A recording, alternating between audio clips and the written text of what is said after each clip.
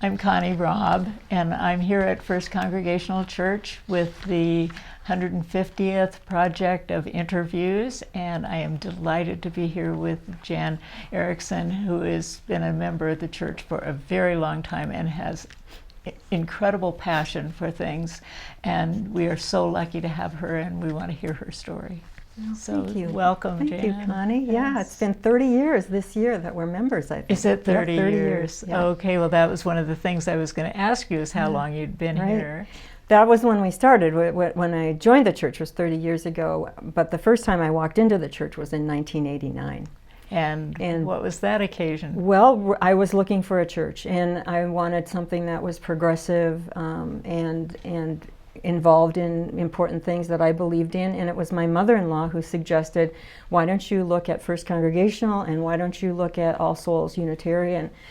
And I came to First Cong first, and I never ended up getting down to All Souls except for later on, just for some events that I cherished there too. But Brad Skinner was the interim minister just before Jim White came on. And so I was here listening to that transition, and I just fell in love with Brad Skinner. And then the transition to Jim White and hearing his first sermon where he came in as a candidate, and I still remember parts of that. So that was the beginning of my first impression of First Congregational Church. Do you remember what he said? Jim? Yeah. Yeah, he talked about coming home and coming down because his family would come to Cascade in the summers, and that this felt like coming home to him. And that's the standout thing I remember, is he just wanted to be back here. Yeah. Well, that's great. So can you share a memory that you have that is particularly, important to you? Oh, there's so many, and some have to do with the people in the call to care ministry that I got into. I think one of the quieter moments is when I sat in that pew, and I had been a member for a while, and I just looked up at that chancel, and I thought about the years of people that had been on that chancel, and the number of funerals, and the number of weddings, and the number of big events, and everything, and just how much that chancel was holding. That was a pretty impactful moment for me. Sure. And that was when I was working in Call to Care, and had said goodbye to many loved ones as I was visiting, and saying goodbye to friends as they left this world.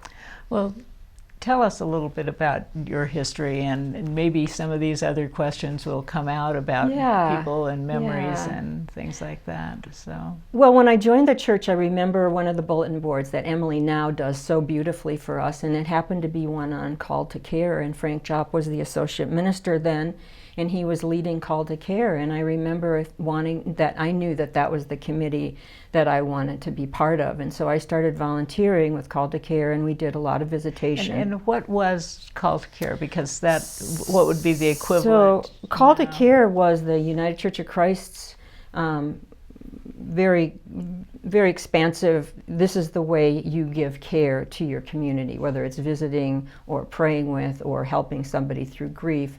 It's the Stevens ministry is what we do at the church now, but it was a big manual. You went through the training, and I actually loved the program of Call to Care. It gave a lot of latitude to how we engaged in the care that we gave.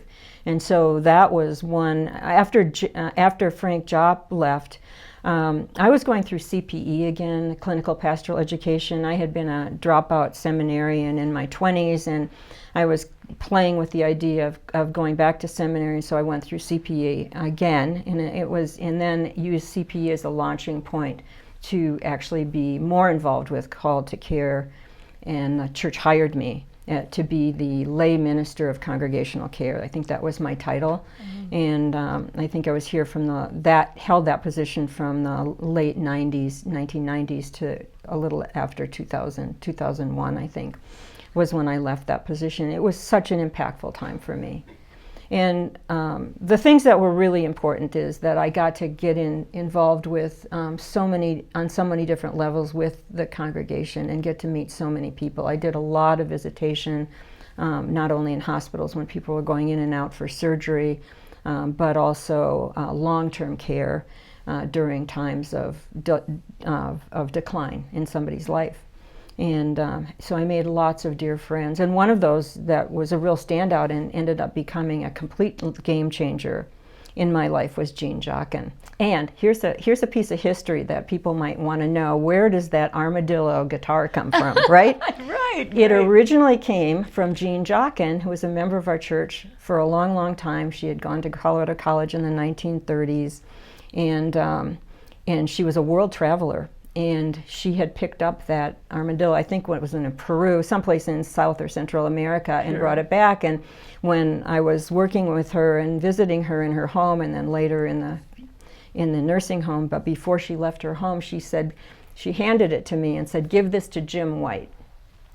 And it was Jim White then, the first minister, and then it got passed on minister to minister to minister to minister ever since then. Right. So if anybody wants to know where that came from. Oh, that's great. But it was during that time when I was visiting Jean Jauchen, and I saw her go from having her little house on Cache La Poudre and living independently to assisted living to very, very skilled care to dying in a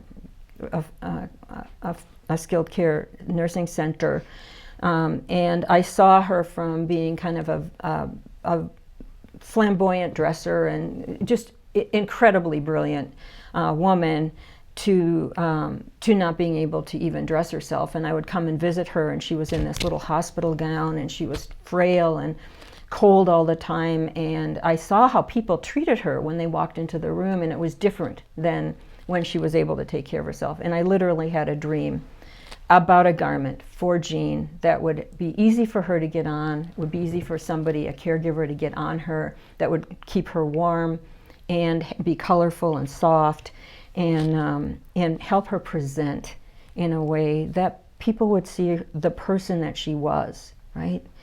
And I realized how important it was. How we show up in the world is oftentimes how we're perceived, and it happens over and over to us.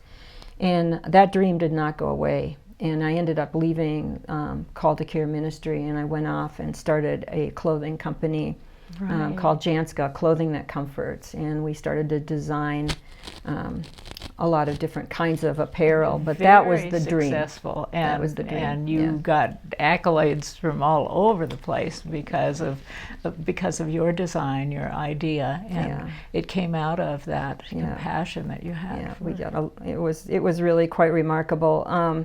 And people a great adventure. Still have, these things, and then you made.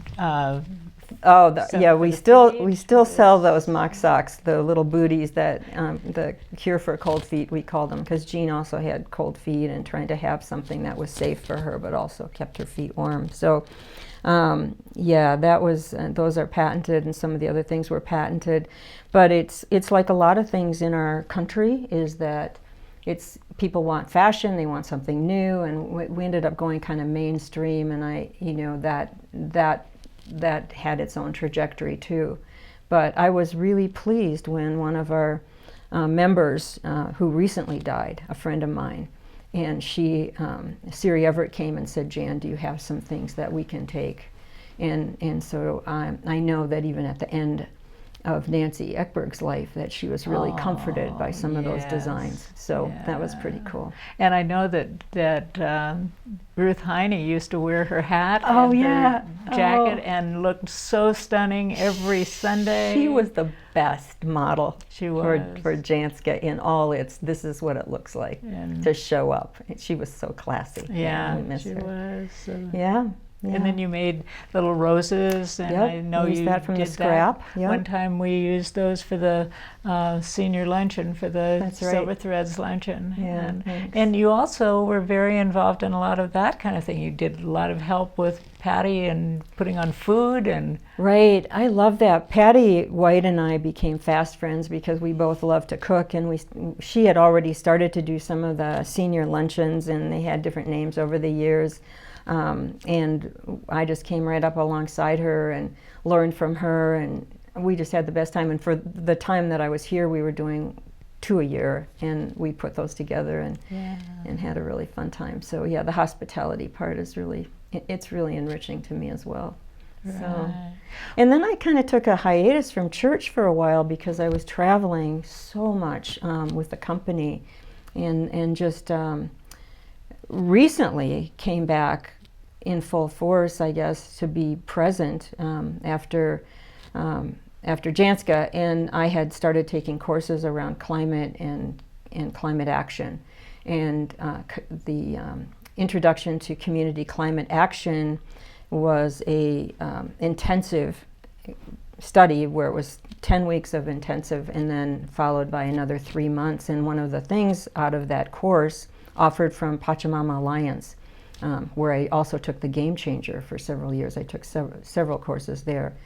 That I called. This is kind of a funny story. I called the church and talked to the Just Peace Skylar Forster. and Sky Forster, and said, "Why isn't First Congregational a creation justice church?" And he said, "Why don't you come and help?" And I said, "I have another project I'm thinking about. It has to do with water and it has to do with permaculture." And the next thing I know is there's an email going out saying Jan Erickson has volunteered to help our church in the process of creation justice. And at first it was like, what? I said, no. And I called Sky and said, wait a minute. And then I started thinking about it, and I thought, maybe this is right. And I was pretty intimidated to come into it truly, and found it's a steep learning curve just to put our minds and hearts around all that's happening in terms of creation justice and social justice and racial justice and eco justice and all these different things, as our planet just gets hotter and hotter and hotter, and our water gets dirtier and more polluted all the time, and the forests get burned, and the changes that we're experiencing, it's quite overwhelming. And what do? We can run around with our hair on fire, or we can get the fire to go in our belly and say, okay, this is what we can do. We can't do it all, but we can all do something, right? So that's kind of where I am now, is around creation justice. Well, this, your curiosity and your passion for whatever you decide to do. So do you feel like that's a calling? Which part? Well, the curiosity? Maybe. The creation justice? Well, for all of these projects, I mean, if you look at your life, and I don't know all of the things that you've done, but I know a lot of them, yeah. And it seems like there is something like that happens, like, all of a sudden you're reading. The same thing kind of happened to me, Connie Raub is going to be doing it. Yeah. So, we have a way of being asked, and then you say yes. Right, and I think that as the decades go by, I'm now 74. I just turned 74 last week. The perspective, it's a lens that changes with every decade, and I love each decade, and I love each lens, and yes, I feel like there are several callings, and there's several things that are evolving and changing in our lives to become the best version of ourselves, and I guess that's what I want. So you could go out and do these things not connected with UCC. I mean, but why have you chosen? Great question, because I'll tell you, I in my years away, I was in a Buddhist sangha, and that just fed me. And because of my very evangelical, narrow upbringing, church always has a lot of parts to it that I haven't quite been able to integrate. And so I kind of go back and forth. Well, is church really the place? Right? And I'll tell you, there's still a little of that, but where I'm all in is the more I learn about the United Church of Christ and what they have stood for and what they have done. They were at the Paris Climate Agreements in 2015. They had a declaration. They were the first Protestant community to to connect racial justice and eco-justice, and they were the first organization 10 years ago to divest from fossil fuels. And so on and on. And then just at the most recent synod, they passed 2 resolutions, one having to do with plastics, how to get rid of single-use plastics. And there's two parts to that. One is we need to stop using it, but then also we need to pressure the production of that to stop making that. Right. And the other, and so they're the fossil fuel, that the plastics, but the other one that they did that passed at the recent synod was around electrification. And the more we can electrify and the more we can do solar panels and wind, and in our own homes, convection or induction stovetops, and we have one that works great, and heat pumps, and we have one of those and it works great. And the more we can electrify, that means a diminished use of fossil fuels, and then of course politically active. But they're the ones that are just leaders, and it gives us ground in a church just to know that we're supported in these very important things, and that they were leaders years and years ago, right? And we awaken into that. And certainly, if there's more you want to tell, but what advice would you give? I mean, here we are. Our whole theme is unity, community, continuity. So we want to, we want to go into the next 150 years with this church, and whatever it looks like in those days. But what advice would you give, having been a member of this church for a very long time? I think the Micah 6 is to keep that as a ground. That meant so much to me from the very first time I heard that song, and we sing it often in church. To do justice, love mercy, walk humbly.